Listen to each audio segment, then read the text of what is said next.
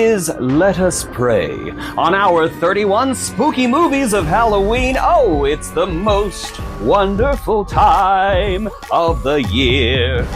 Let Us Pray is a 2014 Irish-Scottish film from director Brian O'Malley.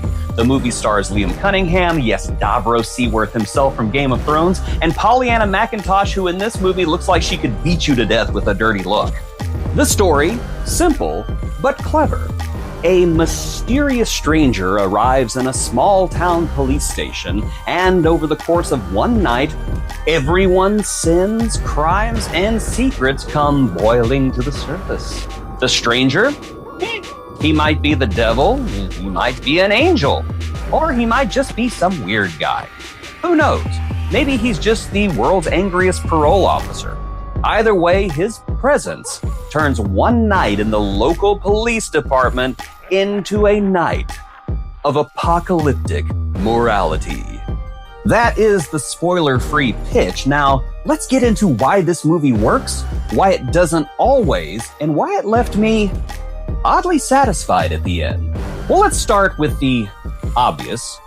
This police department is comically corrupt, and I don't mean one dirty cop is taking $1 out of the donut fund every couple of weeks. No, I mean every single officer in this entire precinct is a human dumpster fire. It's like the movie was trying to set a world record for the most irredeemable law enforcement officers in one room. This police department is the most crooked police department I have ever seen portrayed on film. And I've seen Training Day. I've seen Serpico. Heck, I've even been to St. Louis. This movie makes them all look like Boy Scouts. But here's the thing. While it is ridiculous, it is also necessary. This is not a police procedural. It's a morality tale. You need villains who deserve what's coming, and Let Us Pray stacks the deck with the most corrupt bunch imaginable. Does it strain credibility? Yes. Does it make the story work? Also, yes.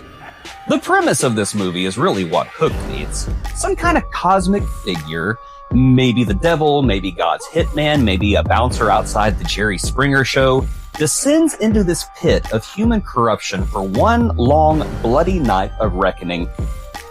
And to be honest, that's not something you see very often in horror these days. We have slasher movies, we have haunted houses, we have zombies, we have werewolves, we have vampires, but this? A cosmic being showing up to judge people in real time? That's fresh. It makes you lean in because you want to know how this works out.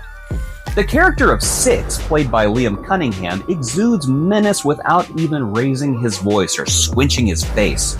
He's like that substitute teacher from hell, literally, quietly waiting for everyone to hang themselves with their own bad choices. Watching him work through the police station, peeling back layers of sin, quite frankly, it's hypnotic. It's an amazing performance. For a low-budget movie, the performances go a long way. As I said, Liam Cunningham brings that amazing gravitas to his role. Pollyanna McIntosh, as the lone decent cop in the building, is both vulnerable and tough as nails. And even though most of the other characters are cartoonishly evil, the actors somehow sell it. I don't know how they did it.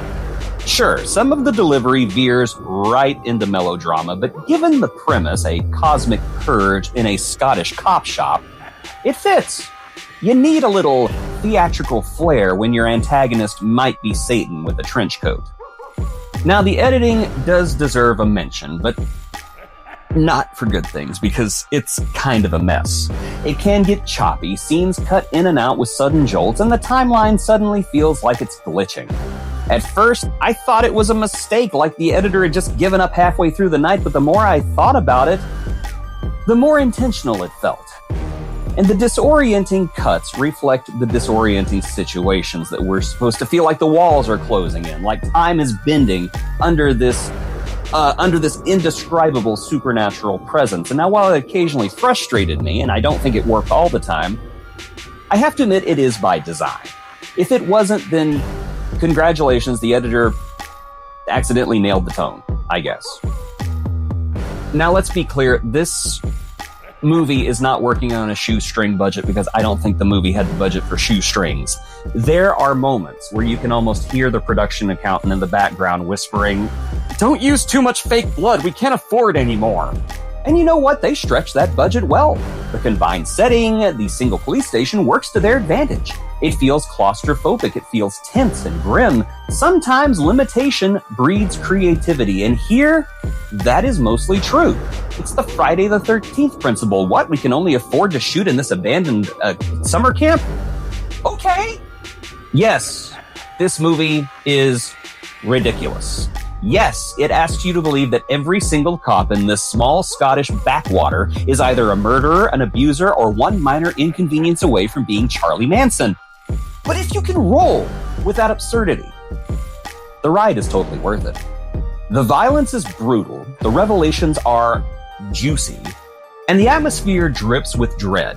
It's the kind of ridiculousness that makes you grin instead of groan.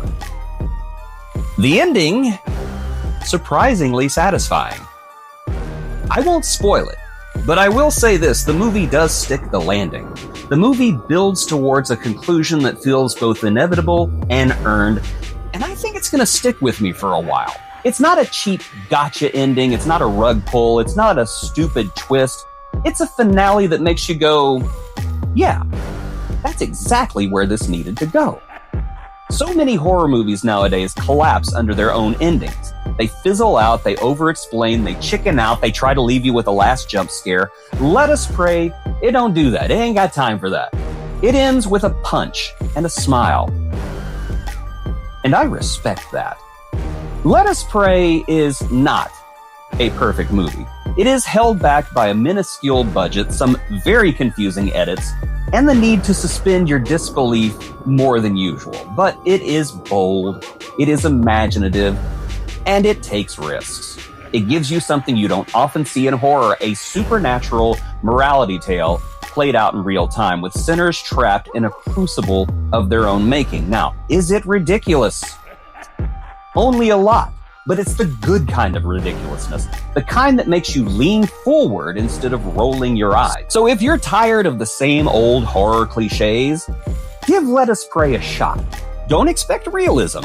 Expect something stranger, something darker, and something far more interesting than another paint-by-numbers horror flick. Because in a genre littered with cookie-cutter mediocrity, Let Us Pray dares to be different, and that is worth celebrating, even if it does occasionally stumble along the way. So if you don't want to be judged by some cosmic vagrant for whatever depraved, perverted things you've done in your life, you disgusting creative sickos, you'd better make Let Us Pray part of your 31 spooky movies of Halloween. It is so good to be back, ladies and gentlemen. Please consider becoming a Patreon by clicking the link below. And of course, like, share, subscribe, become a channel member, sacrifice a chicken. Just don't attract any cosmic beings because, they're not good. Okay, I'm just going to stand here awkwardly now. I like this shirt.